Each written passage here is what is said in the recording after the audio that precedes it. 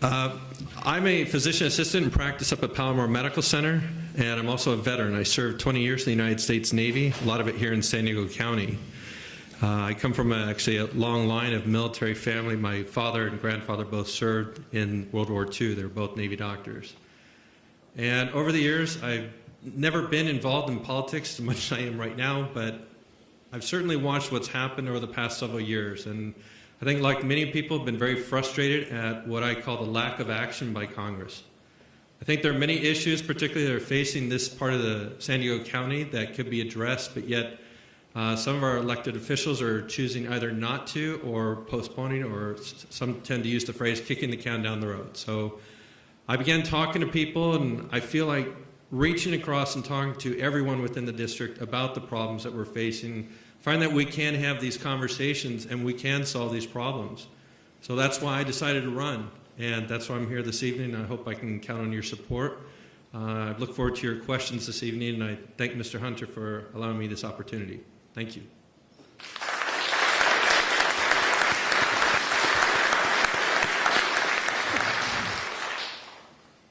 Good evening, everybody. My name is Duncan Hunter. I'm right now your representative if you live here in the East or North counties. And I want to thank Mr. Kimber and everybody who put this together, and most importantly, all of you for showing up. It's a Friday night. It's a Jewish New Year right now. I'm not sure if we have any Jewish folks in the audience, but thanks for being here during your New Year. We appreciate it. There's one over there. Here's what I believe in. They didn't go through our bios, I don't think, but I worked here in town. I went to San Diego State University, Grand Hills High School, was working in the industry doing high-tech stuff, joined the Marine Corps on 9/11, did 2 Iraq tours, 1 Afghanistan tour, and got elected in 2008 when the Democrats controlled everything from 2008 to 2010. That's when Obamacare was passed. That's when the big TARP bailouts were passed. That's when a whole lot of government spending went into effect when we were in the minority, meaning the Republicans. We then took the majority, and since 2010, we passed hundreds of bills to the Senate trying to do stuff. Here's what I base my votes on and the way that I represent you. I think that the only way that our government works, that our system works, is if people govern themselves. I believe in freedom for each and every one of us as individuals. If the government rules over you and makes all the rules and regulations, then they stifle that entrepreneurship and that free spirit that we have as Americans. That's what makes America great. And I like to base each and every one of my votes and my opinions and my TV things, I try to do it all based off of those principles, that we can govern ourselves better than the government can govern us, because we know what's right for us and our families. And that's what I try to bring to the job. It's an honor to be here. It's an honor to represent you now. I look forward to this debate. And I want to thank Mr. Kimber, too, for doing this, and thank him for his service. When I first ran, it was against the Navy SEAL. And it was Marines versus Navy there, and it's Marines versus Navy again. I think it's a good competition, and I'm happy to be here. Thank you. Any jobs. The federal government does not create jobs. What we do is we should be able to make it. We should be able to make it so that so that those jobs are growing on their own. We're supposed to incentivize. The federal government is supposed to get out of the way. We have the highest corporate tax rate in the world. Corporations are moving offshore. That's why you don't have any manufacturing in the U.S. anymore. It's impossible to manufacture, not just because of that highest corporate tax of 35%, but because try opening up a manufacturing business here in San Diego. 10 years and 5 lawsuits later, you'll be shutting down and you open up in Texas or Idaho or Utah or Nevada or places where all of our families have gone because it's so hard to do business in a state like California. So unfetter the businesses in this country. Put us on par at the corporate tax rate with everybody else in the world so that Chinese companies want to come here and do business. So that Indian companies want to come here and do business so that we aren't going over there. There's no way you're going to have companies staying in the United States in this international world now of business when we're totally uncompetitive on our tax rates. So you got to make us even. Once you make us even, I have no doubt in my mind that we are the smartest. We are the smartest, the most productive, and the most efficient people in the world, and we'll get the job done. But the government's got to get out of the way. Mr. Kimber. Okay. I don't disagree with you. The government is not here to tell people how to live their lives or how to solve their problems. But I will say that there are industries within the 50th District, within San Diego County, that I think could benefit from someone who's championing these. Look at the early model earlier this year, Tesla, who now moved off to Nevada to get their company going because they got a great offer to do jobs there. David Branson, founder of Virgin Airlines, just recently made a big donation or investment, into 3D Robotics, which is located here in San Diego County. And this is a company that makes UAVs or drones. And these are not the military drones. These are for civilian use, and we could discuss that later, but there are many uses for UAVs. And my fear is if they're looking at investing in a company such as that, I mean, what's to stop them from now moving that to Nevada or Texas, some other state that's going to woo them away? I'd rather see that company stay here and those jobs stay here. You sit on a committee actually for UAVs, and what I find is that people misunderstand UAVs and what they can be used for. A few people know that actually 43% of UAVs sold in 2012 were for agriculture, and the 50th District is very heavily for agriculture. But you talk about incentivizing, and I agree, but solar is another industry. I mean, there are many solar programs within San Diego County that could benefit from that type of help. I'm for keeping jobs in San Diego. I'm not talking that government is the answer, but I think, as a representative, you could help champion that, and for someone who sits on some of these committees. 1 minute rebuttal. Number one, you aren't going to see anybody come up here and say, I'm for jobs in San Diego, or I'm not for jobs in San Diego. I think we're all for jobs in San Diego. You don't do that by having one of the highest tax rates in the United States in this state. That's why companies are leaving California. They're not leaving California because there's not enough government, because there's not enough regulation here. They want to go to Texas. They're leaving this state because we overregulate them. We overtax them, and they leave. But what I'm here for, I champion Temecula wine, cut flowers from Fallbrook and Escondido, avocados from Fallbrook. We've got a big ag area. We have some great manufacturers here in East County. We have great schools here in East County, and I champion all of those things. But it's not up to the government. It's not up to these bureaucracies to pick winners and losers. That's not the government's job. That's what we do. We, the people, do that. But you say, okay, I know that you do champion the wine industry. Moderator, I thought what are we doing? Are we done with our 1 minute? Oh, now, Mr. Kimber. I know you do champion the wine industry. You're co-chair of the Wine Caucus. However, as a citizen, I got involved with the wine industry last year because of a local ordinance that restricted the way they did business. Managed to get a meeting with the county supervisor and the heads of the Vintners Association, and they were able to work through that. Right now, they're facing another problem, which is one up in Central California was put out of business because they're being fined for using volunteers during their grape picking season. And locally, the boutique wineries here, which are about 60, because it's more than just what's up in Temecula, they're now faced with possibly losing their wineries as well because they use these volunteers. I've been talking with local elected leaders, maybe that they could introduce something that will exempt them. But again, for somebody who sits on a committee, you actually co-chair, and you've told us how you actually champion that. I wonder if you're aware of these situations that exist with this industry in your district. And we'll pick that up on the closing remarks. I'm going to invoke. You should not be doing solar and wind turbines in places where people in the backcountry have to see it every day, where it kills birds, where it stops people from going motorcycle riding, hiking, mountain biking, hunting. Please show the candidates the respect they're showing each other. Thank you. What you have is you have all these things as you go east of here that were done on federal land, and they were contracts negotiated into by the federal government and private agencies. You get no say in that. I get no say in it. They could be Spanish companies, Indian companies. They don't even have to be American companies, and that's what you see when you see those giant wind turbines.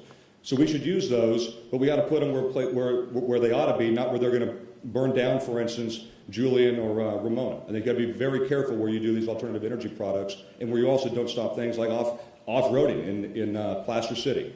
Number two, The EPA and this administration have completely stopped new oil exploration in this country. The Keystone Pipeline, it's been years. The Republicans have begged and begged and begged the president of this country and the Democrat Senate to pass the Keystone Pipeline. And they absolutely say no, because by the president's own words and by Democratic admission, the higher your gas tax is, the more likely you are to buy the new energy-efficient light bulb, and that's what they want. That's what Democrats want. Mr. Kimber, your 2-minute response. Okay. With respect to solar, but there are other ways to use the solar within the district. I work at a hospital that was just recently built. Palomar is $1 billion facility, yet not a single solar. You talked again about incentivizing. I mean, there are companies ready right now to donate solar through tax credits to nonprofit organizations. And a lot of the schools, I've seen this up in Los Angeles, where they have these parking overhangs, and these are donated through companies that will get the tax benefit. There are a lot of commercial companies that would probably start using this, but again, to use your word, to incentivize. And why isn't that being done more? I would agree with these, not putting the solar out on just a big lot or making a solar farm. I don't dispute that, but why can't we do more to encourage commercial people to put this in? In terms of other alternative energy, I mean, you look at the electric car, they tried it 10 years ago. For whatever reasons, it went away, but it's here to stay now. And it's only going to get bigger. But why don't we invest more in charging stations? I mean, I've driven around and seen charging stations, maybe 1 per 30 parking spaces. And you're only going to see more and more cars being developed, and this is the new wave of alternative energy. This is a way of developing jobs, too, because you're going to need to install these, add them to the grid. There are other ways through alternative energy. I understand the XL pipeline that, you know, the argument is they're still refining this oil whether we bring it down here or not.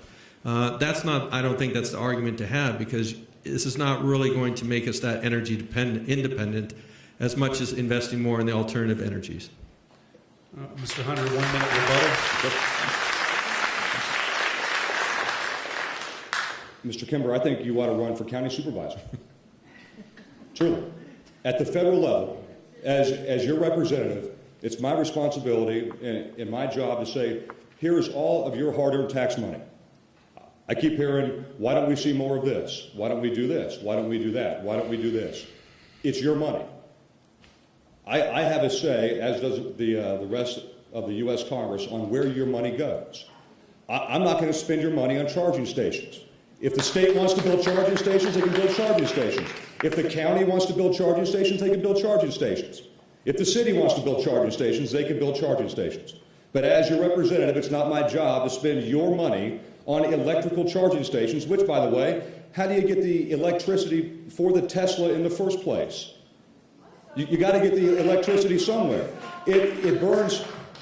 You have emissions creating that energy to then charge your electric vehicle. You have emissions no matter where you go, unless you go for nuclear energy. And this administration has made it clear that they don't support nuclear energy. If you want to go green, you go nuclear. And what this administration doesn't want to do is go nuclear. Thank you, Mr. Hunter. Mr. Kimber, 1 minute rebuttal.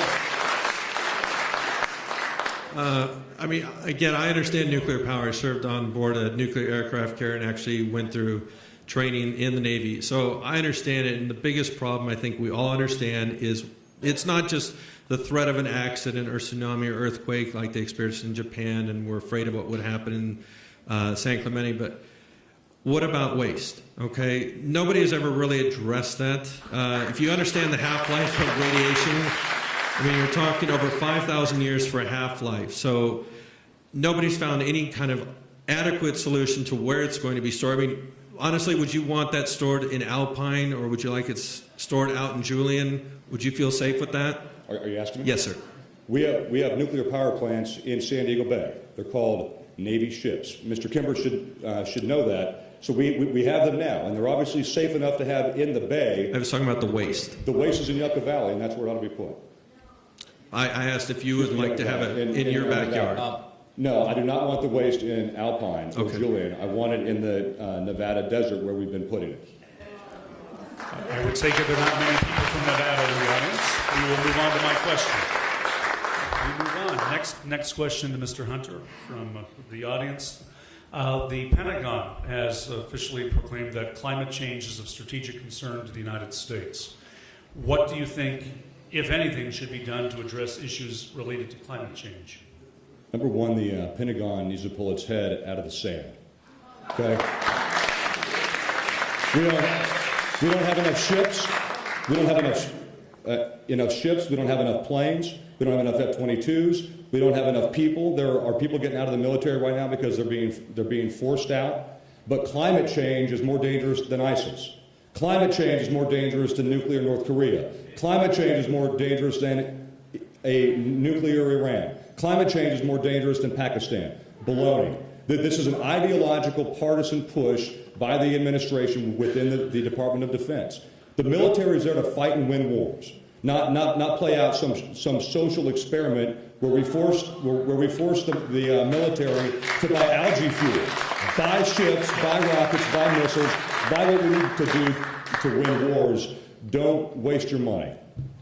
Mr. Kimber. Okay, so to your comment about wasting money, we are wasting money in terms of the drought, record drought that we're suffering, the number of fires that we're having.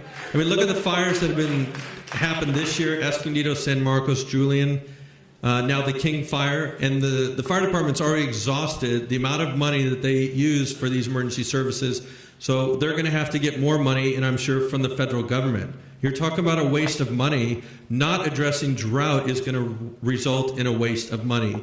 You can ignore it all you want, but it's here. Ask the farmers. You live in a district that's heavily agriculture. Ask them what they think about the water drought situation. Ask the Farm Bureau. That's one of their number one issues right now.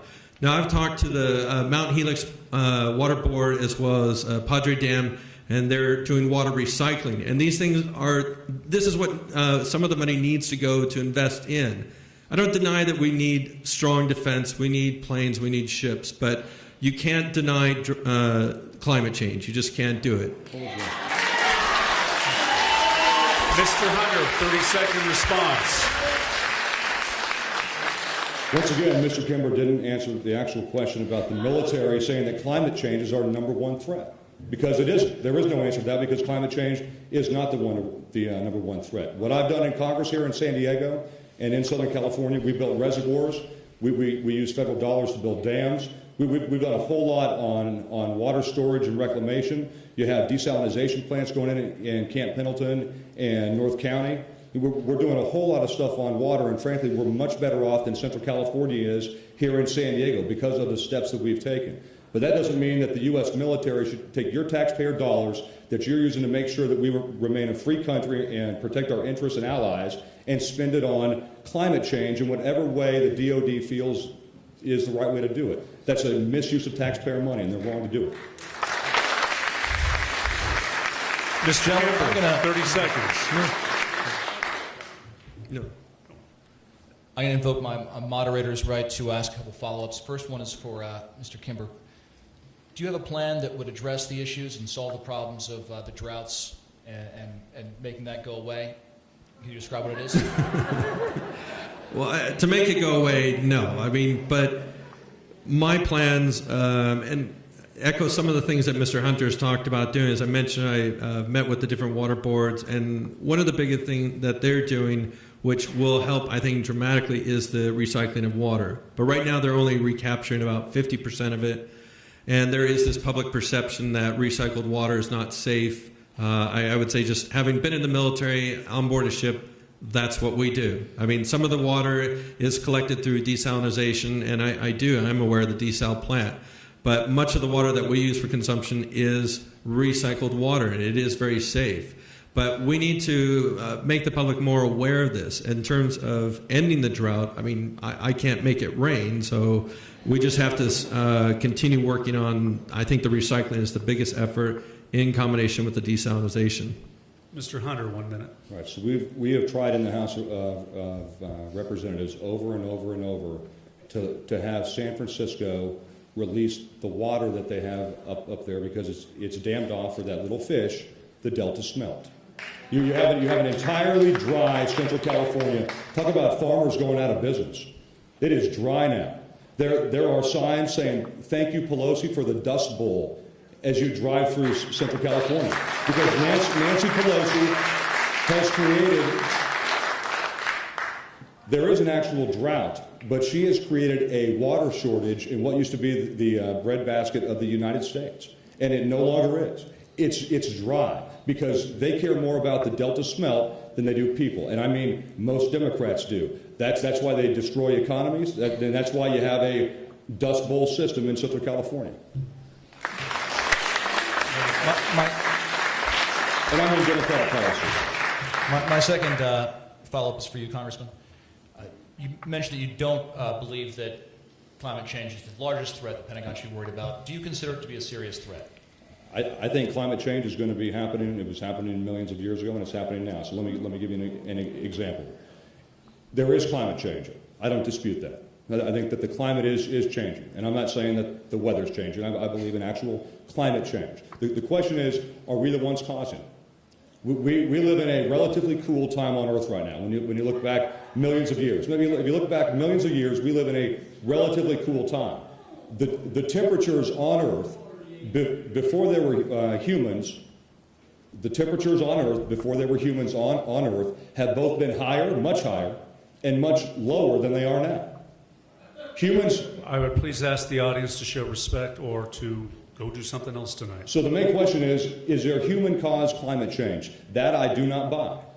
Is the climate changing? Is it going to be getting colder during the Ice Age and warmer during a warmer period? Yes. But I don't think that we're the ones doing it. Mr. Kimber. So, despite all the scientists that say to the contrary, you want to dispute what they have to say. I mean, it's...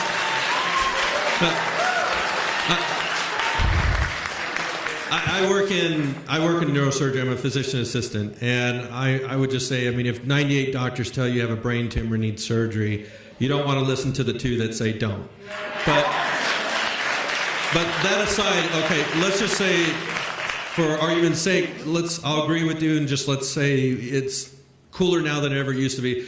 What's wrong with taking steps towards addressing climate change, such as alternative energy, such as recycling water, recycling, getting electric cars, building these power stations for the electric cars? What's wrong with approaching that? These will provide jobs. They will create jobs. What's wrong with approaching it from that viewpoint if you just want to not believe in climate change? Right. Next question comes from me to Mr. Kimber. Citizens United, good decision, bad decision? Terrible. With explanation, if you will, what should be done about it? I think we've all seen, the amount of money that's flowing in as a result of Citizens United has really, I can't think of a nice word to say, how it's really tainted, okay, I'll use that, tainted the political system. I hear this over and over, how it's all about the money. And to some extent, I guess it is nowadays. I mean, you can go ahead and donate to certain PACs now, unlimited amounts, and without any identification of who's making these donations to some committees.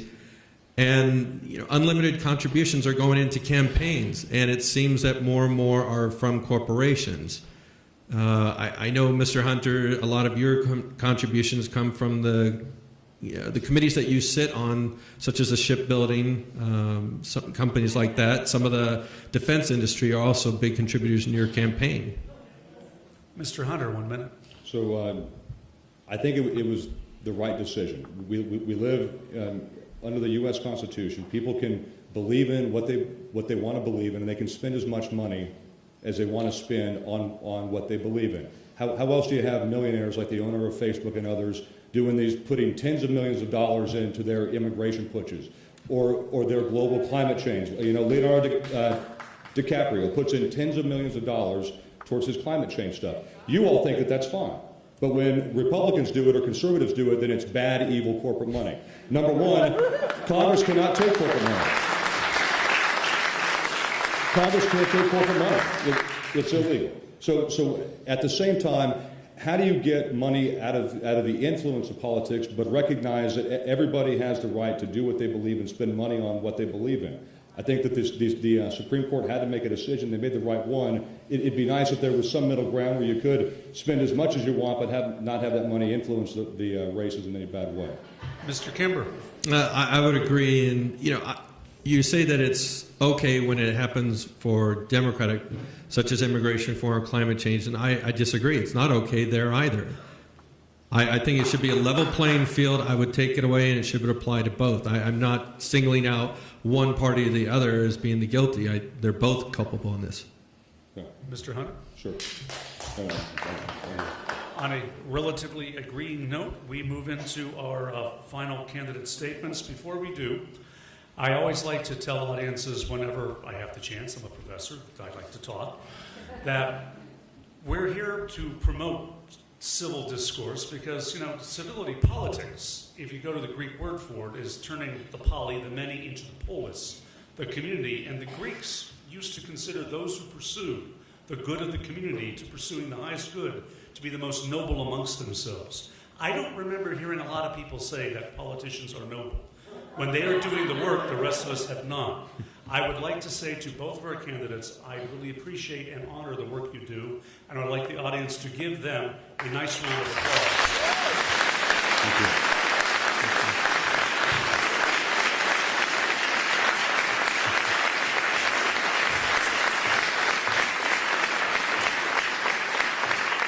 On that note, we will have 3-minute closing remarks followed by 30-second responses, as long as the candidates would like to do their 30-second responses or until our host asks us to leave. We begin with Mr. Hunter. Hey, first off, thank you again. Thanks for doing this and taking time. And to all of you, obviously there's a few of you who may disagree with me, but thank you for being here too. Because truly that's what this is all about. And the fact that you came out on a Friday, thank you for doing it. I want to thank my son and 2 daughters for being here. I have to go to all of your stuff, so now you have to come to my stuff. My mom's here, and my lovely wife is here. Thank you very much. And all of my friends and supporters, and those who don't, thank you very much for being here. I said it in the very beginning, for our system of government to work, we have to be able to govern ourselves better than those who would wish to govern us can. That makes sense? Meaning we control our own destiny. We govern ourselves. The federal government does not know what you need. A one-size-fits-all federal plan, 3,000 pages or 5,000 pages of legislation, still doesn't know what you need as Americans. The way that we thrive in this country is we have the opportunity to do whatever we want to do within the bounds of good judgment, law, and order. That's what makes us entrepreneurs. That's what makes us go out and do amazing things. And it's because of regulation, and that burdensome regulation and the unaccountability, because you can't hold me responsible anymore because all this stuff is being done by the Environmental Protection Agency. It's not Mr. Kimber, it's not me, it's these bureaucracies that are tearing down the American way. In California, it's the bureaucracies that are destroying commerce in the state. That's why you see business after business after business leaving California, because there's other states in which it's much easier and much more profitable to do business. That's because regulation kills. And we got to break out of that. We got to bring our corporate tax rate down, bring these countries back from China and India, get them back here in the U.S., make American goods, and then us Americans, we can go buy those American goods and make sure that our neighbors and our family have good jobs because there's manufacturing back in this country. The number one job, I think, the number one job that I have as a U.S. congressman is national security. That's it, because all of this other stuff, everything that we've talked about here, everything, from climate change to immigration, none of that matters if we get hit again like 9/11. None of that matters if we get hit again like 9/11. That is the federal government's number one job, is to make sure that the people in this country and our allies are safe from harm, and that we don't get attacked, and that we're not attacked overseas. I actually believe that the federal government has overstepped its bounds in almost everything that there is, but there are a few things that it does well, and that's, one is national security, the other is transportation and infrastructure. We can build big bridges pretty well. The federal government can, because they're big jobs. Those are things that the federal government should be doing. What we should not be doing, education. Let the communities, let the families and the cities and the counties handle things where they know what is best for their citizens. Because there's people sitting back in D.C., they don't know. Thank you very much, Mr. Kimber. Thank you for being here. I appreciate it. God bless you all. Mr. Kimber, 3 minutes. I want to thank again our host Veterans Campaign, thank our moderators here, and again, Mr. Hunter, thank you for this opportunity. I want to thank the guests who have come here this evening that have supported me over the past few years. As never having been in elected office, most of you I've met for the very first time and never would have met otherwise if it had not been for this opportunity. I've met people, both Democrats, Republicans, and all have welcomed me, maybe not some as much as others, but I've really enjoyed the chance to get to know many of you, sit down and talk to you about what the issues are that bother you the most throughout this district that you live in. I agree with Mr. Hunter that the government is not here to tell you how to live your lives or to fix your problems. But those who are elected do have a job to do, and that's not an excuse for not doing the job. It's not an excuse for not addressing things such as climate change, for not addressing immigration reform, for not addressing health care. National security is absolutely paramount, but these other problems are not any less important. I would like to work with you to help with these issues if I am elected. Again, just because government is not there to solve your problems doesn't mean that they shouldn't be doing the jobs that they were elected to do. Again, thank you for your time, and I appreciate everybody who came out this evening.